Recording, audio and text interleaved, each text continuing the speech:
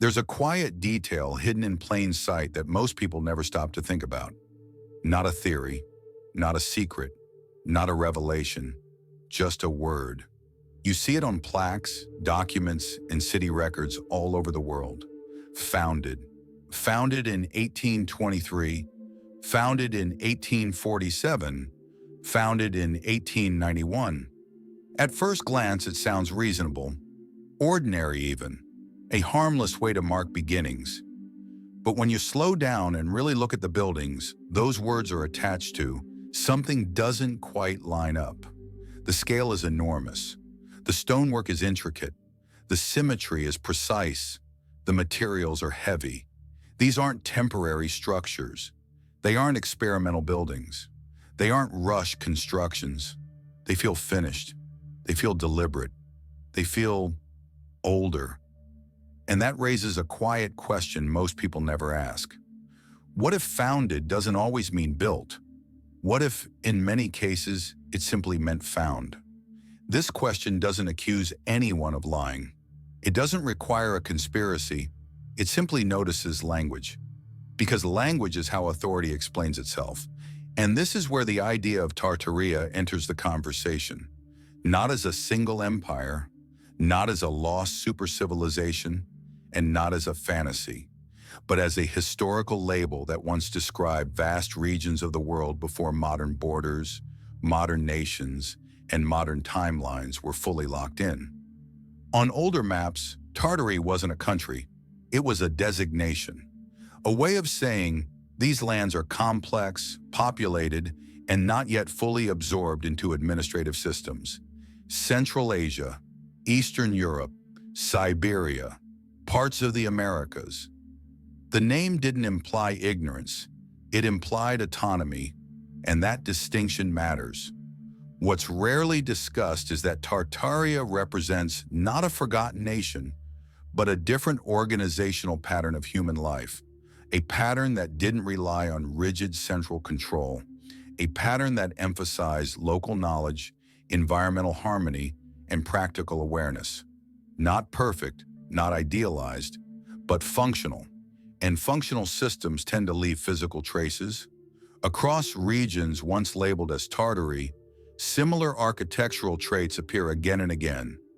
Massive stone structures, thick walls, arched windows, domes, spire-like elements, precise geometry. These weren't decorative choices, they were solutions. Stone regulates temperature. Thickness insulates sound. Arches distribute weight. Orientation manages light and airflow. These buildings didn't fight nature, they worked with it.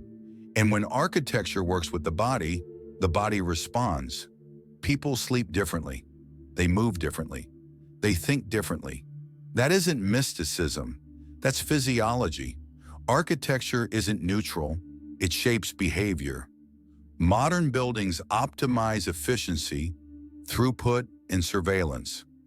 Older structures optimize stability, endurance, and balance. Neither is accidental. Daily life in Tartarian-associated societies appears to have been slower, more physical, and more locally integrated. People built where they lived. They grew what they ate. They repaired instead of replaced. Governance wasn't abstract. It was relational. Local councils, elders, customary law. If you damage the land, you damage your own community. Responsibility wasn't outsourced. It was visible. Healing followed the same logic. Rather than centralized medical authority, people relied on herbs, sunlight, water, rest, movement, and touch. Healers weren't elevated above others. They were helpers, and that mattered. Because when health isn't monopolized, dependency stays low. Energy systems were similarly grounded. No mysterious technology, no lost machines, just wind, water, gravity, fire, mechanical efficiency, water wheels, mills, simple gearing. They didn't extract energy aggressively. They harvested it rhythmically. And rhythm shows up again and again in these societies. Sound mattered. Bells weren't just timekeepers. They regulated daily cycles. Music wasn't entertainment, it was coordination. When communities move, eat, work, and rest in rhythm, stress drops. Again, not ideology. Observation. Diet played a subtle but critical role. Most Tartarian-associated cultures practice seasonal, natural eating. Fruits, vegetables, grains, herbs, seeds. Meat existed, but it wasn't central. It was occasional, ceremonial, context-dependent, and the reason wasn't moral superiority, it was awareness. Heavy foods slow the nervous system, light foods support clarity, blood foods increase recovery time, plant foods sustain endurance. These are biological realities, and societies that notice them function differently. Here's where the story quietly turns.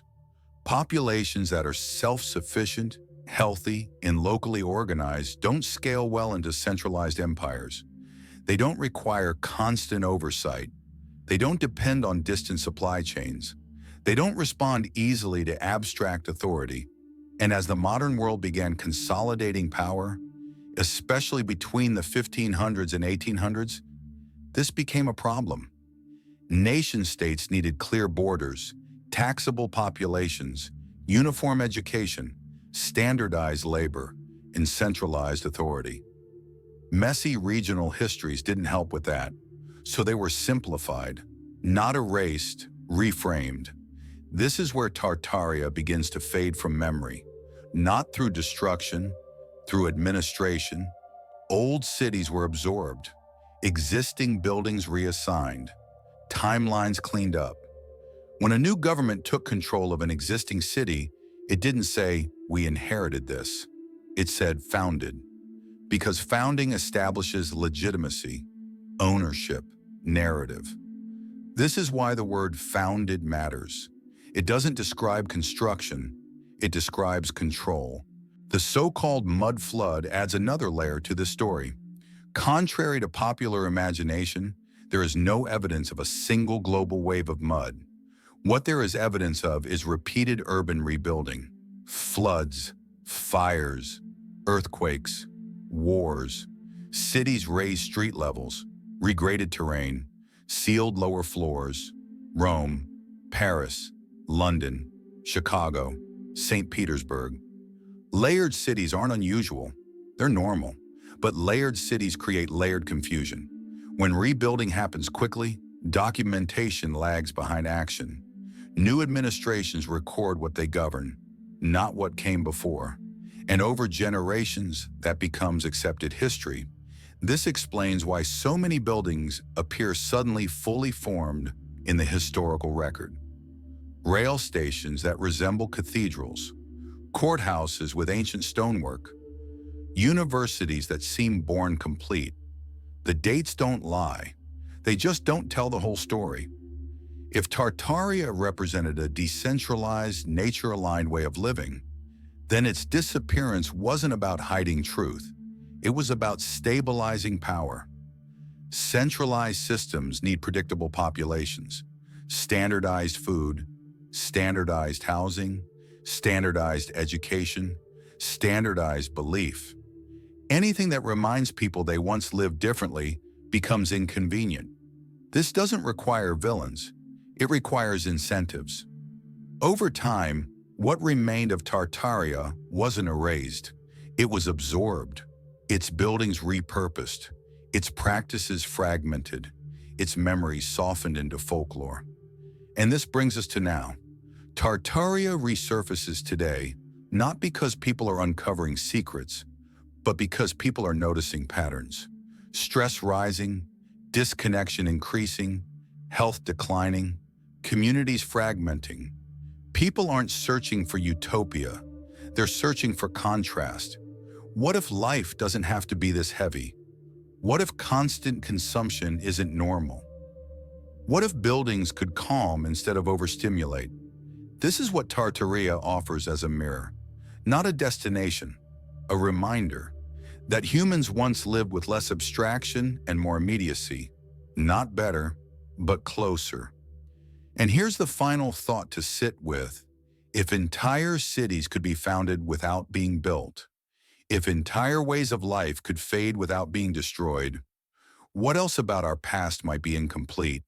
And more importantly, what parts of that past are quietly asking to be remembered now?